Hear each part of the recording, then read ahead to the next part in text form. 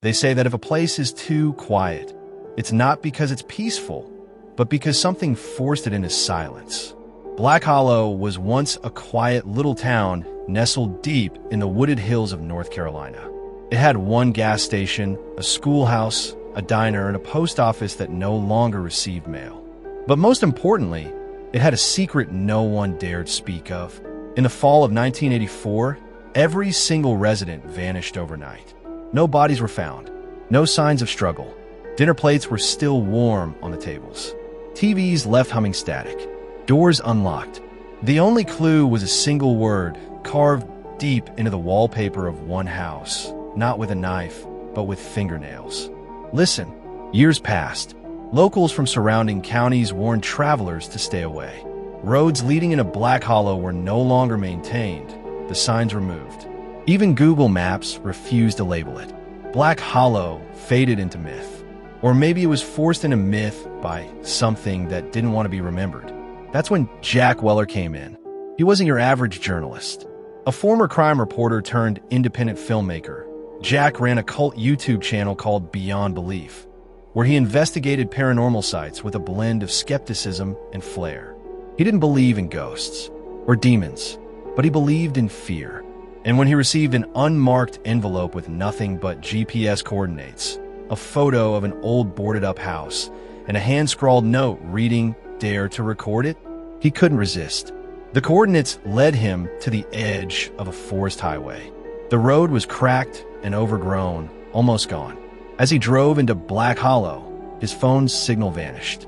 The trees leaned unnaturally close. The air grew heavy. Even the birds refused to sing. The silence was absolute. No wind, no leaves rustling, not even the hum of insects. Jack parked at the entrance of the town and stared ahead, camera already in hand. The houses were there, abandoned but untouched. Cars still sat in driveways, rusting where they'd been left. A child's bike lay sideways on the sidewalk as if dropped mid-ride.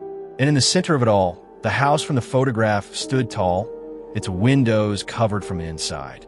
Jack set up camp across the street, ran tests with his drone, and began filming. His narration felt hollow in the air. There was no echo. The sound didn't bounce. It was as if Black Hollow absorbed every word. Back in his tent, Jack reviewed the footage. That's when things got strange. His voice, while narrating the video, became distorted. Words slurred. Certain phrases repeated in whispers, layered beneath the original audio, but in a different tone. A voice mimicking him. Then a whisper. "You shouldn't be here, Jack." He froze. He had never said his name aloud. The next morning, inside the Greenfield house, the one from the photo, everything was intact. Children's toys, dishes, framed photos on the wall. Dust covered, but undisturbed. On the bathroom mirror, he caught something chilling. His reflection blinked, out of sync. He stepped back. Then the reflection smiled. He gasped, but when he looked again, it was normal. Just his face. Later, he saw it again.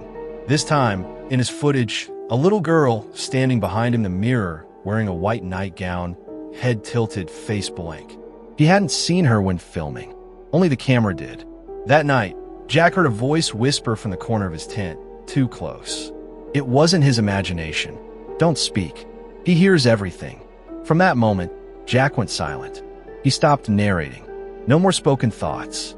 Even breathing too loudly seemed to stir something. The air would grow still. His camera lights would flicker. The silence was no longer peaceful. It was watching. Thoughts invaded his mind, not his own. Memories twisted. Voices asked him questions. What did you hear when you were a child, Jack? Whose cries did you ignore? What will you do when you're alone?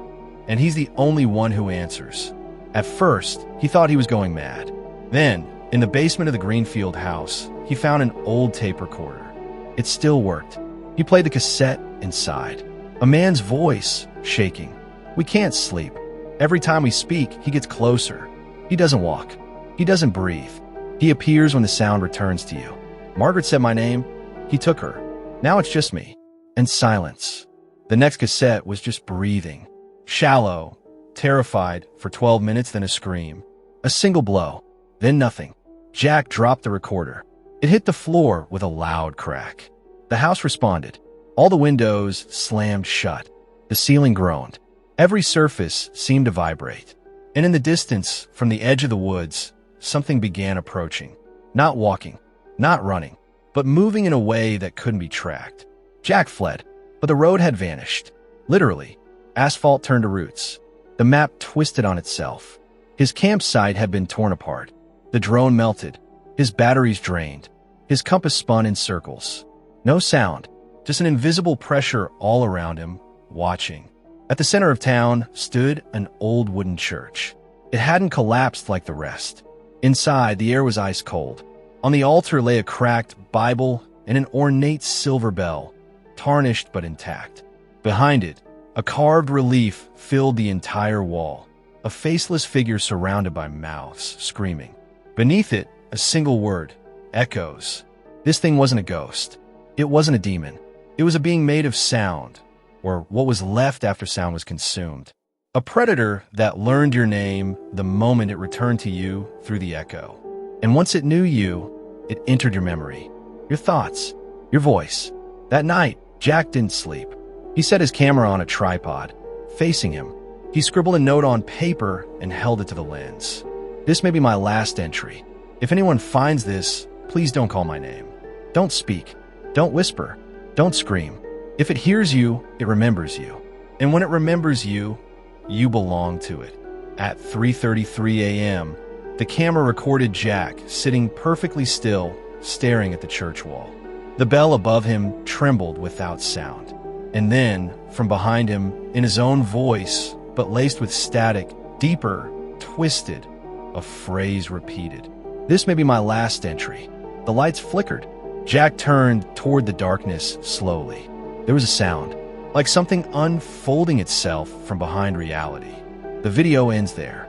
6 months later, hikers found the camera resting on a tree stump near the town's overgrown entrance. The town itself? Gone. No buildings. No signs of a road. Just dense forest and a heavy, endless quiet. On the back of the camera, scratched deep into the casing. Don't break the silence, or it will break you.